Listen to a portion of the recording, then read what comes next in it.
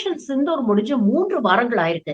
இந்த தருணத்தில் Indian air force உடைய சீஃப் அவர் பேசின ஒரு விஷயம் தான் சமூக வலைதளங்கள்ல வைரல் ஆயிட்டு இருக்கு. வெளிப்படையாக ஒன்றிய அரசு மீது குற்றச்சாட்டு வச்சிருக்கிறாரு. இதோட எத்தனையோ டீல்ஸ் டிஃபென்ஸ் எக்யூப்மெண்ட்காக நீங்க டை அப் பண்ணிட்டீங்க. ஆனா எந்த ஒரு டீலையும் நீங்க நேரத்துல முடிக்கிறது இல்ல. எங்களுக்கு தேவையான டிஃபென்ஸ் எக்யூப்மெண்ட்ட நீங்க சரியா ப்ரொவைட் பண்றது இல்ல அப்படிங்கிற குற்றச்சாட்டை இவர் வச்சிருக்கிறாரு. மேக் இன் இந்தியா, ஆத்ம நிர்பர் பாரத் அப்படின்னு பேசுறீங்களே தவிர, இதனால் வரைக்கும் தேஜஸ இன்னும் எங்களுக்கு டெலிவர் பண்ணல. இத எத்தனை நாளா நாங்க கேட்டுட்டு இருக்கோம். இன்னொரு பக்கம் பாத்தீங்கன்னா, பாகிஸ்தானுக்கு தேவையான டிஃபென்ஸ் எக்யூப்மெண்ட் எல்லாம் சைனா துரிதமாக சப்ளை பண்ணிட்டு இருக்கு. ஆனா நம்ம நாட்டுல தான் இப்படி உழந்து வழியுது அப்படிங்கிற குற்றச்சாட்டை வச்சிருக்கிறாரு.